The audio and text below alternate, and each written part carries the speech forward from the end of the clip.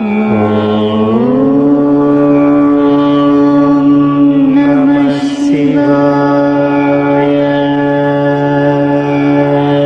గురుభ్యో నమః.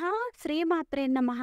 ఒక ముసలి గ్రద్ద చెప్తుంది ముసలితనంలో పిల్లలు ఎందుకు వదిలి వెళ్ళిపోతున్నారు అని. ఈరోజు ఈ వీడియో అయితే అందరూ చూడవలసిన వీడియో. ఎందుకంటే ముసలితనము అనేది ఏదో ఒక రోజు ప్రతి ఒక్కరికి కూడా వస్తుంది. ఈ రోజు పిల్లలుగా ఉన్నవారు రేపు యువకులుగా అవుతారు. ముందు ముందు ముసలి వాళ్ళు కూడా అవుతారు. మీరు ఏం చేసినా కూడా ముసలితనం రాకుండా ఆపలేరు. ఎంత ధనవంతులైనప్పటికీ కూడా మీరు ధనం ఇస్తానన్నా కూడా మీ దగ్గరకు ముసలితనం రాకుండా ఆగుతుందా? అలా జరగదు కదా. ఎంత జ్ఞానవంతుడైనా ధనవంతుడైనా ఎవ్వరిపైనైనా సరే ముసలితనం వచ్చే తీరుతుంది. అందువలన ఈ విషయాన్ని అందరూ కూడా ధ్యాస పెట్టి వినండి. ఈ వీడియో చూడడం వలన మీకే తెలుస్తుంది పిల్లలు ముసలితనంలో ఎందుకు వదిలి వెళ్ళిపోతున్నారు అని. ఒక అడవిలో పెద్ద మర్రి వృక్షం ఉంది. ఆ వృక్షంపై వేల పక్షులు నివసిస్తూ ఉన్నాయి. అడవిలోని పక్షులన్నీ కూడా ఆ మర్రి వృక్షంపైనే విశ్రాంతి తీసుకోవడం కోసము వెళుతూ ఉండేవి. కొన్ని పక్షులు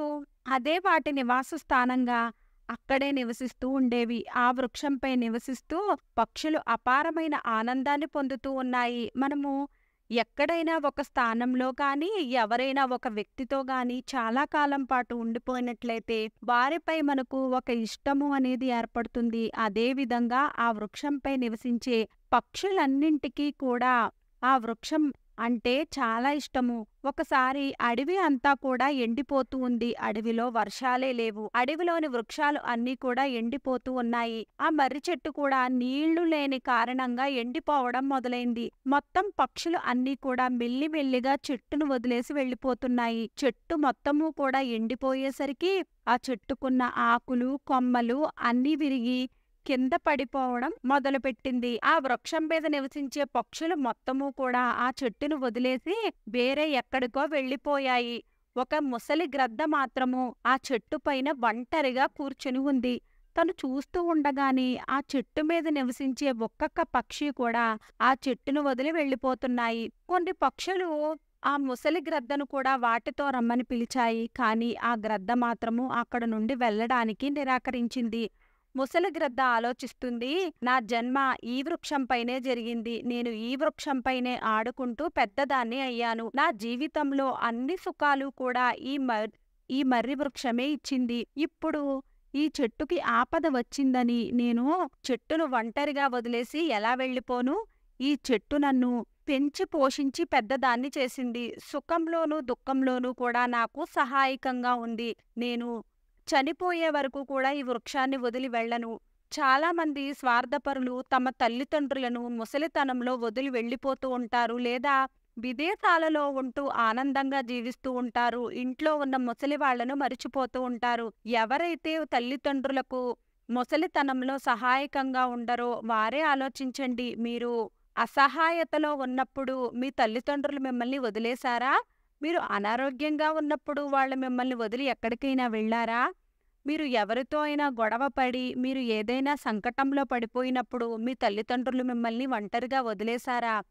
వారికి ఏదైనా ఇష్టమైన పదార్థాన్ని తినాలని ఉన్నా కూడా మిమ్మల్ని వదిలి ఒంటరిగా వారు ఎప్పుడైనా ఆ పదార్థాన్ని తిన్నారా? ఈరోజు వాళ్ళు ముసలివాళ్ళు అయిపోయారు. మీరు వాళ్ళని దూరం పెట్టడం ప్రారంభించారు. మీకోసం వాళ్ళు ఎంత చేశారు? మీరు వాళ్ల కోసం కొంచెం కూడా ఏమీ చెయ్యలేకపోతున్నారు. ముసలి గ్రద్ద తను మరణించే వరకు కూడా ఆ వృక్షంతో పాటే ఉంటాను అని బొట్టు వేసుకుంది. కొన్ని రోజులకు ఆ వృక్షం ఇంకా బలహీనమైపోయింది. చెదపురుగులు ఆ వృక్షాన్ని తినేస్తూ ఉన్నాయి. అయినా కూడా గ్రద్ద చెట్టును వదలలేదు. ఉదయము అక్కడా ఇక్కడా తిరుగుతూ తన భోజనాన్ని చేసేది. గ్రద్ద సాయంత్రం అయ్యేసరికి ఆ ఎండిపోయిన వృక్షం మీదే అలా కూర్చుని ఉండేది.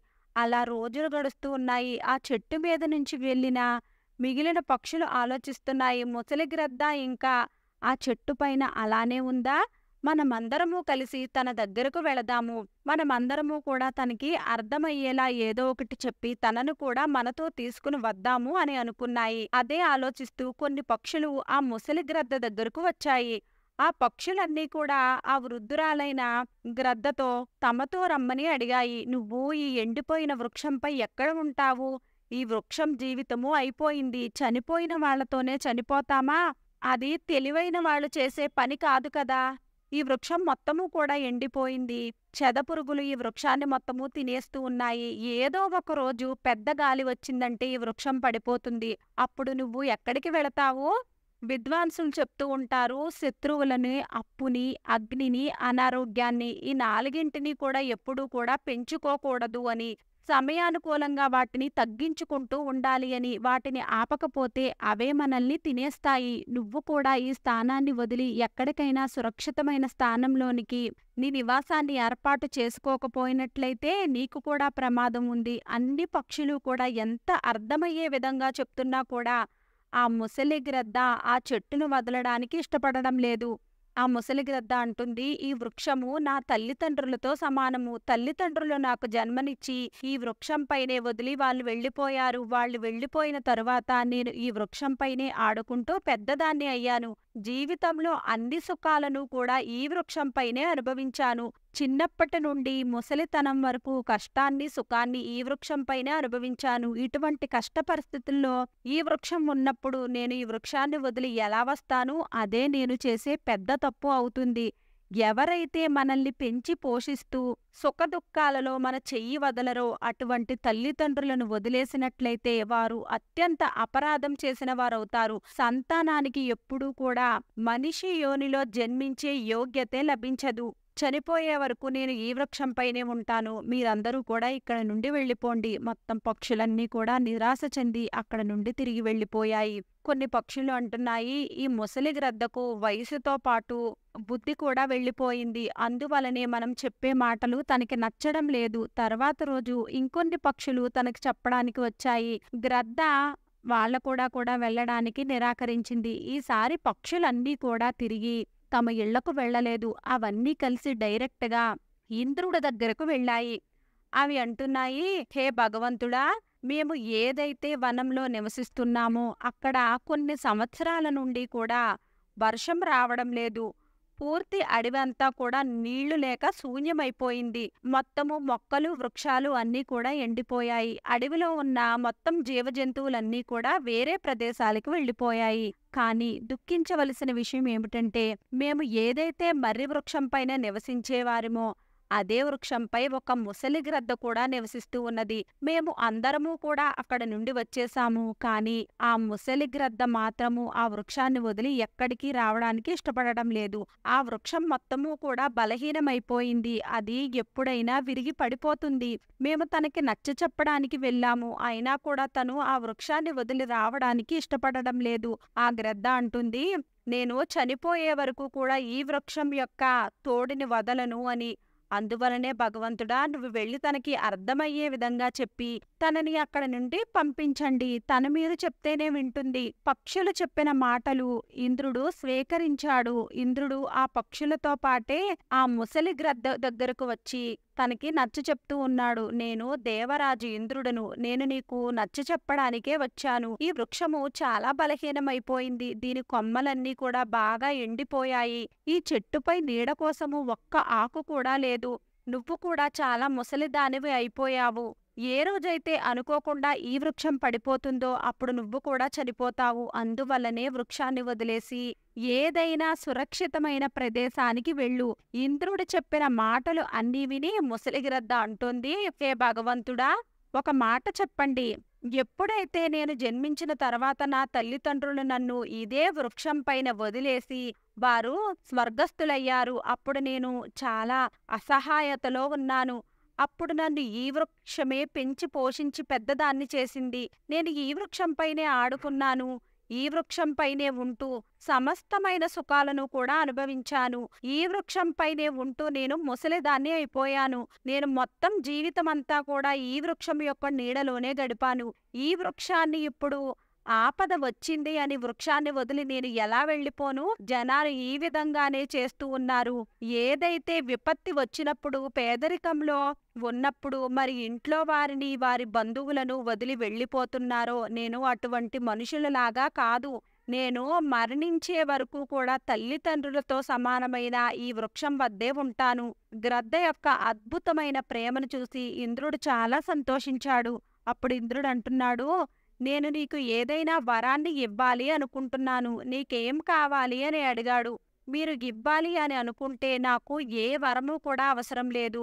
ఈ మర్రి చెట్టుకు మాత్రము వరాన్ని ఇవ్వండి. పచ్చదనంతో నిండిపోవాలి అని. ఈ మర్రి వృక్షం యొక్క ఆయుష్ పెరగాలి. నేను ఎలాగో ముసలిదాన్ని అయిపోయాను.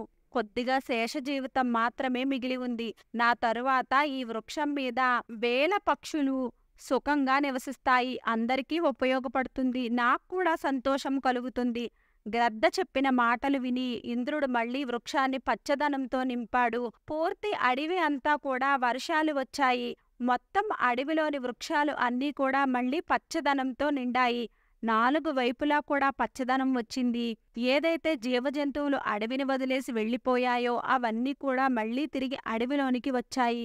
మొత్తం పక్షులు అన్నీ కూడా ఆ వృక్షంపైకి వచ్చి నివసించసాగాయి. పక్షులన్నీ కూడా ఆ ముసలి గ్రద్దకు సేవలు చేస్తూ ఉన్నాయి. దానికోసం భోజనాన్ని, నీటిని అన్నీ కూడా అవి తీసుకుని వచ్చి ఇచ్చేవి. ఆ విధంగా ముసలి గ్రద్ద యొక్క శేష జీవితము సుఖంగా గడిచిపోయింది.